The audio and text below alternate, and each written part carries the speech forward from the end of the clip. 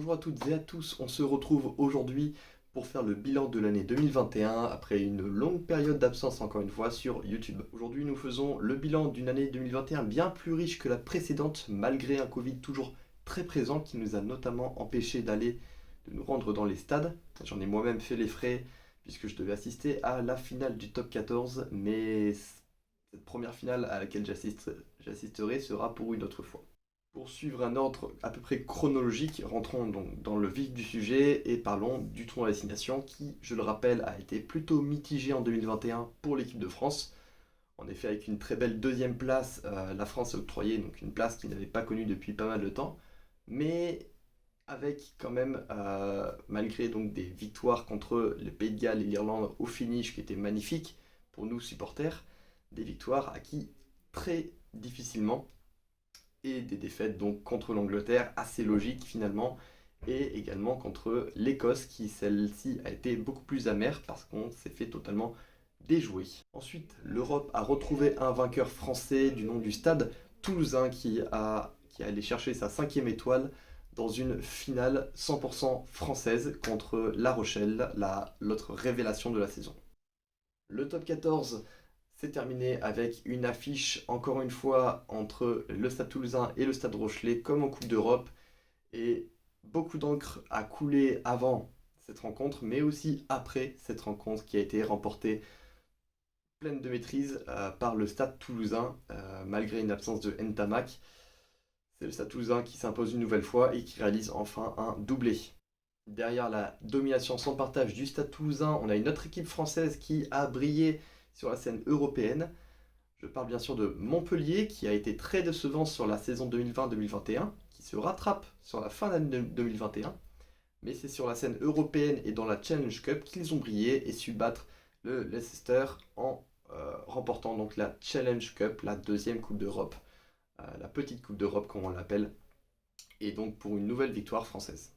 En top 14, c'est le Stade français qui a fait parler avec une fin de saison 2020-2021 énormissime, 5 victoires de rang, 6 victoires en 7 matchs et donc une qualification dans le top 6 alors qu'ils repartaient de très loin et même d'une place de relégation qui leur était bien donnée, bien offerte et le Stade français est quand même parvenu à aller dans le top 6.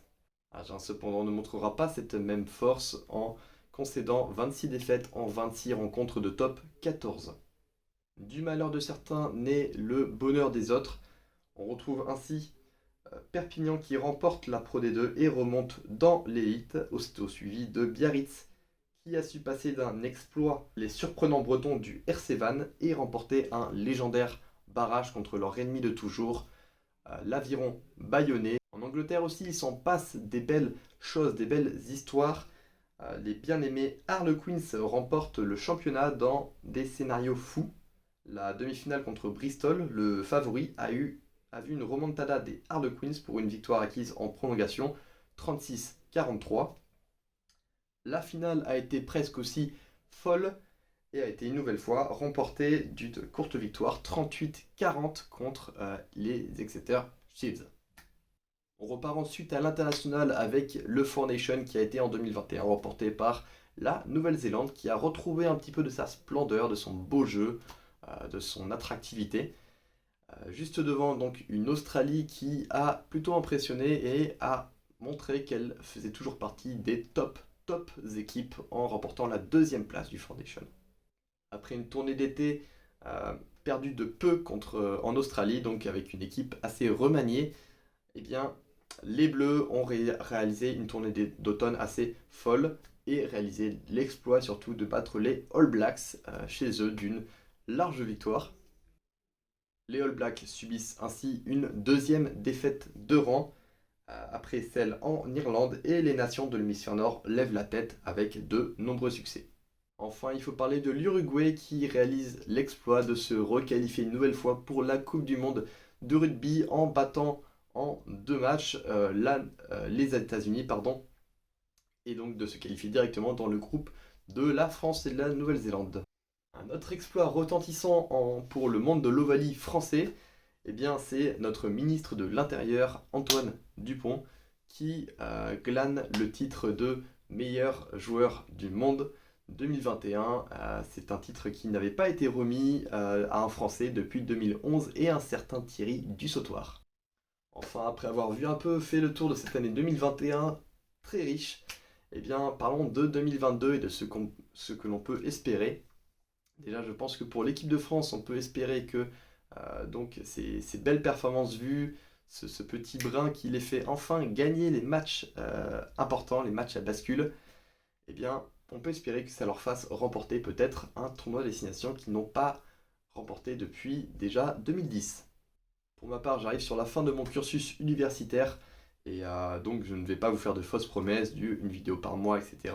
Seulement que je vais donner mon maximum parce que j'aime beaucoup également ce que je fais. J'aime beaucoup faire ce genre de vidéos, vous proposer ce genre de contenu.